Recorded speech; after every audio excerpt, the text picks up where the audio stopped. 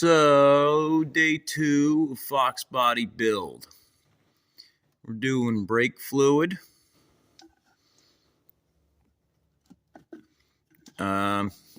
So, got this Detroit Axle DOT3.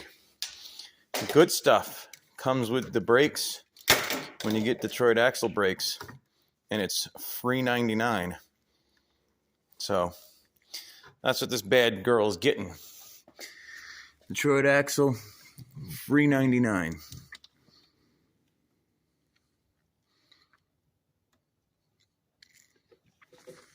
And it definitely needed it. So, also, got the intake manifold fixed. Yes, this JB weld.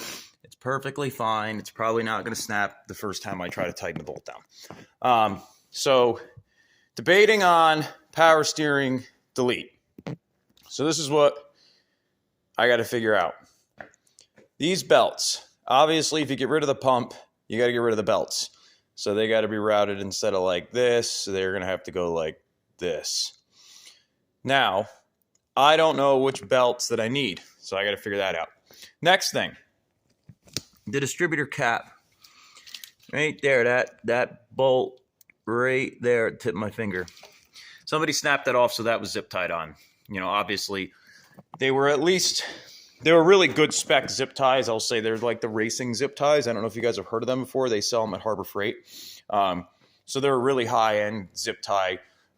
They're very good with conducting electricity, so they actually add some power. But the way I'm looking at it, since we're getting rid of the power steering pump, that should add like at least the 37 horsepower to this thing. So because we're getting rid of the racing zip tie, which you're going to lose like at least 5 horse, I figure, well, we're going to gain that back up with the pump. I also got a carb rebuild kit. And I don't know if you know, on these, it's really common, I guess, if you rebuild the carb, that adds like 75 horsepower. So at this point, we're going to be up to like 8 horsepower. Because right now we were at negative horsepower. Because unfortunately in the rear, although it had new shocks, somebody cut the freaking springs. They put new springs in it and then cut them. So yeah, it's got that sickety dope low look, but unfortunately it doesn't drive. So that's annoying. It just rubs in the tires. That was cutting down like, so it's got 88 horse in the factory. So I figure 90,000 miles on the dash. So, you know, probably 190,000 miles. And then you subtract like 120 horsepower for that. Add back the, 14 horse. So we're at like negative 105 horsepower. And then, we're getting rid of that zip tie. So we're back to negative 120. That's going to add like somewhere between 20 and 900 horse. So now we're back in the positive range.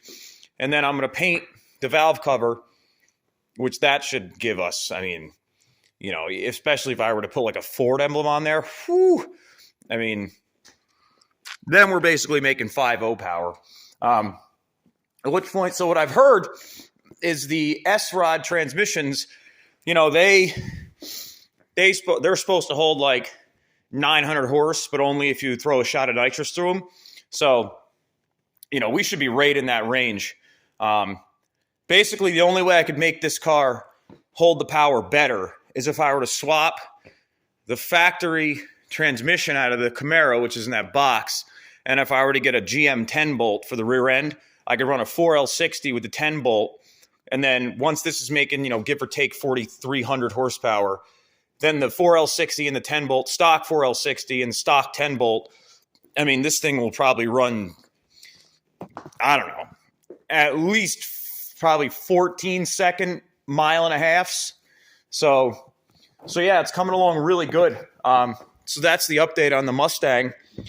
Catch you guys later. Like, comment, and subscribe. Thank you.